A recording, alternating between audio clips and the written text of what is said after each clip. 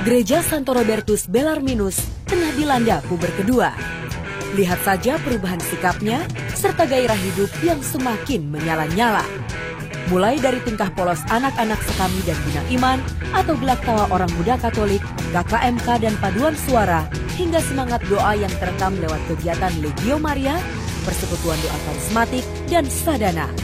Semua ingin menunjukkan bahwa Robertus Bellarminus siap menyambut usia yang semakin dewasa.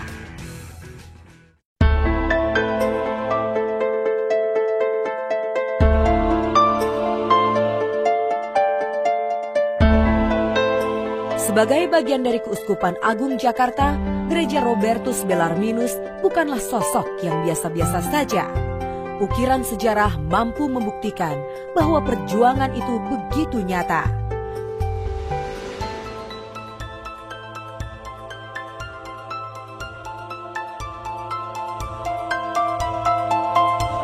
Bahkan demi merebut kemanjaan yang kini bisa dicecak bersama, gereja mesti melewati sejarah yang panjang.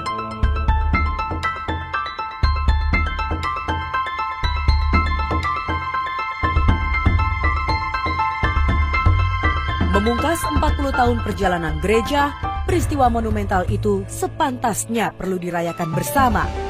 Namun sebagai perpanjangan tangan Sang Pencipta, kita perlu menyatukan dengan gerak Allah sendiri yang sampai kini terus bekerja keras untuk melahirkan karya cipta baru dan membanting tulang membangun dunia.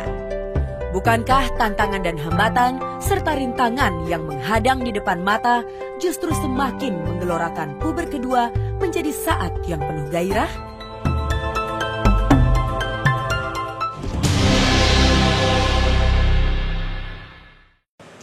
Di tengah belantara kota Jakarta, siapa sangka paroki Santo Robertus Bellarminus berdiri kokoh dengan megahnya. 40 tahun tentu terbilang puber kedua. Bahkan romantika yang sempat terekam pun masih menyembunyikan sejuta cita-cita. Mungkinkah buah-buah roh begitu membara sehingga di tengah ilalang kota segelintir permata tak kehilangan cahayanya?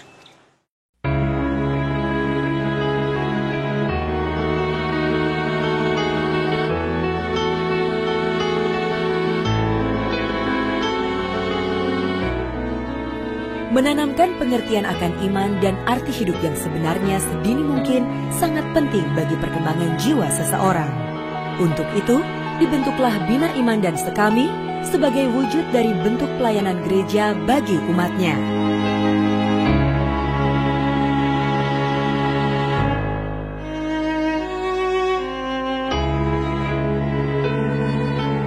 Kekayaan paroki Robertus Bellarminus tak hanya tergambar lewat kegiatan anak-anak dan remaja semata. Orgel bambu yang konon satu-satunya di Indonesia ini pun menjadi saksi dalam perjalanan sejarah gereja Santo Robertus Bellarminus.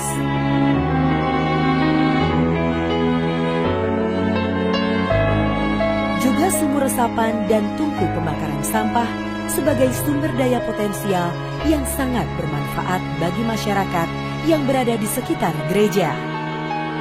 Di usia yang ke-40 tahun ini, gereja juga diperkaya oleh kegigihan kaum muda, mulai dari OMK, KKMK, Majalah Mosaik, dan kelompok-kelompok berdasarkan minat seperti Natural Explorer Community atau NEC, hingga paduan suara yang tak kenal lelah memuji Pencipta dengan cara mereka.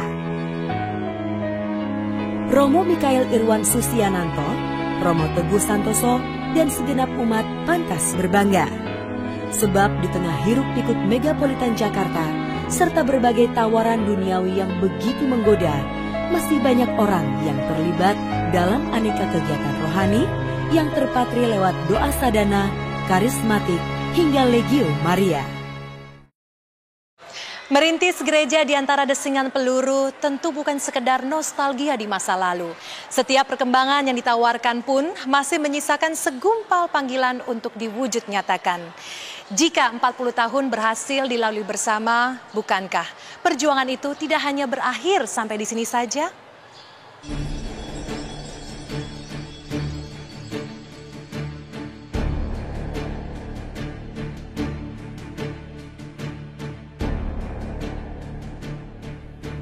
Begitu nyaman dan indah melihat perkembangan paroki Santo Robertus Bellarminus saat ini. Seakan keadaan seperti ini memang sudah tercipta dari dulu hingga sekarang dan membuat para generasi muda gereja semakin tenggelam dan tidak mau tahu dengan apa yang akan terjadi pada masa mendatang. Namun demi memaknai ulang tahun paroki yang ke-40, tak ada salahnya jika sedikit melirik ke belakang. Sebab di balik kemanjaan yang kini dirasakan, tersembunyi kisah yang cukup memilukan. Bila dirunut jauh ke belakang, cikal bakal umat paroki Santo Robertus berawal dari masa pendudukan Jepang. Karena tiadanya fasilitas tempat ibadat, umat Katolik pertama yang jumlahnya sekitar 625 orang terpaksa mengadakan misa di perkebunan.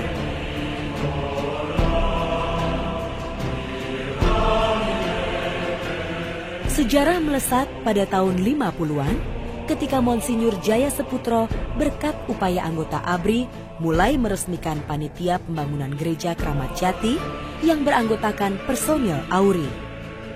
Dan pada tahun 54, panitia berhasil mendapatkan aula 3 Mei. Habis gelap, terbitlah terang.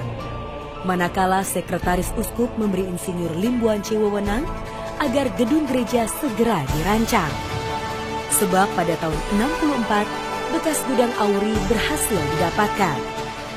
Dan pada tahun 65, keuskupan berhasil membeli tanah kafling 1 hektar yang terletak di belakang asrama 3 Mei.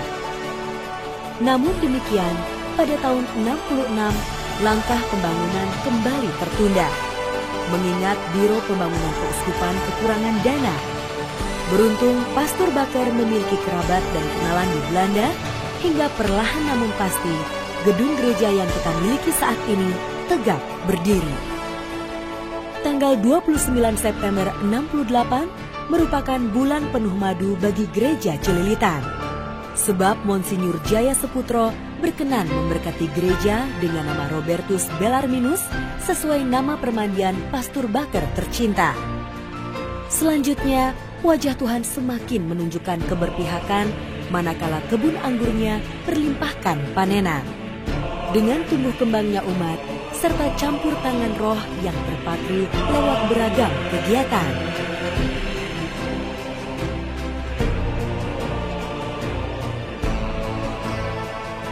Bahkan melalui ziarah panjang gereja Celilitan, lahirlah paroki-paroki baru meliputi Cijantung, Pondok Gede, Cilangkap, Gereja Kalvari, hingga Kampung Sawah yang megah berdiri di tengah-tengah umat Betawi.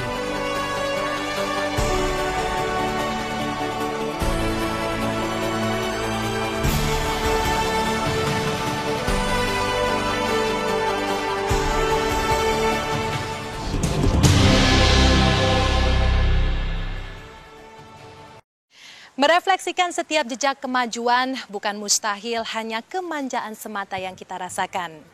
Sebab di tengah kemudahan dalam mengekspresikan keimanan, tidak ada lagi situasi kurang menyejukkan yang pantas untuk dikhawatirkan. Tetapi siapa sangka, demi mengecap manisnya peribadatan, paroki Santo Robertus Bellarminus harus melalui pahit getir kehidupan.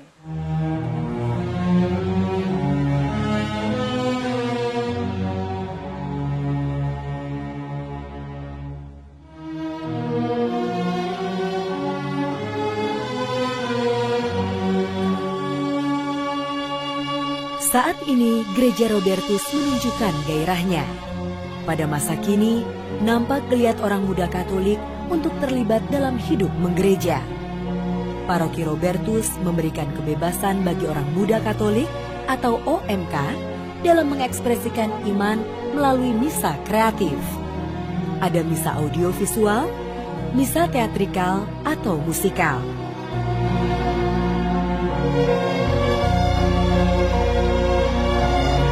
Bahkan gereja cenderung memanjakan anak muda dengan memberi beragam wadah agar dipilih sesuai dengan yang mereka suka.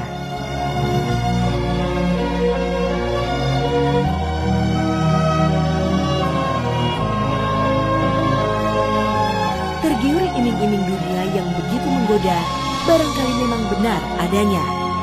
Terbukti beragam rekreasi lebih diminati ketimbang membaktikan diri dalam sejumlah kegiatan religi. Bahkan pesta pora dan dunia gemerlap malam berhasil mengesampingkan misa mingguan yang saban hari dinilai makin membosankan.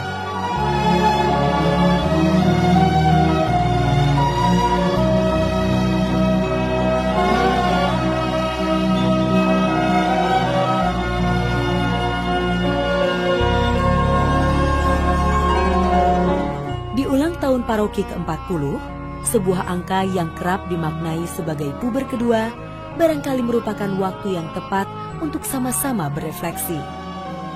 Pada ulang tahun yang ke-40, Gereja Robertus menemukan gairahnya kembali. Bukan gairah karena jatuh cinta pada pasangan lain, tetapi gairah baru untuk mencintai dan lebih mencintai pasangan hidup yang telah lama hidup bersama.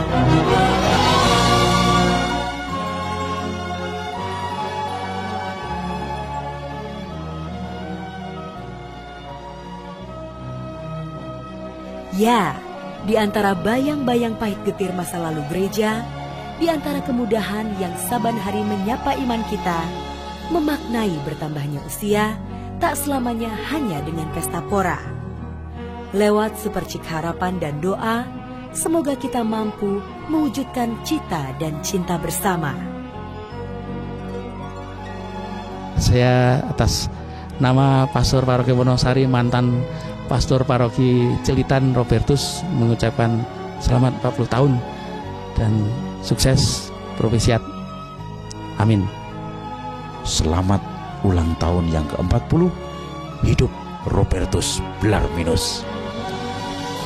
Mari segala sesuatu ini kita rayakan dengan penuh syukur, dengan kesederhanaan hati, bahwa kita mulai dari sesuatu yang sederhana tetapi bisa berkembang sampai seperti ini.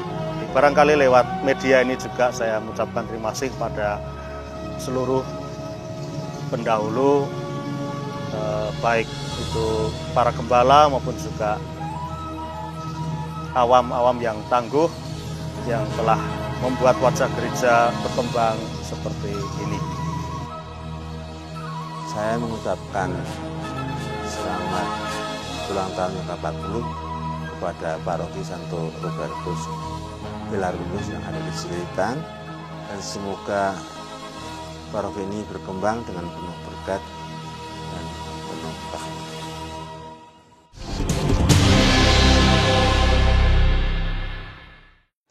Di antara untayan doa yang tak surut dikumandangkan, ada secercah keyakinan dan juga harapan bahwa masa depan gereja bukan sebatas pajangan. Kesulitan mungkin hanya sebuah tantangan yang perlu digumuli dan ditaklukkan. Namun lewat selembar pesta, di mana paroki Santo Robertus Belarminus bertambah usia, tidak ada kata lain selain selamat berbahagia. Semoga tetap abadi selamanya.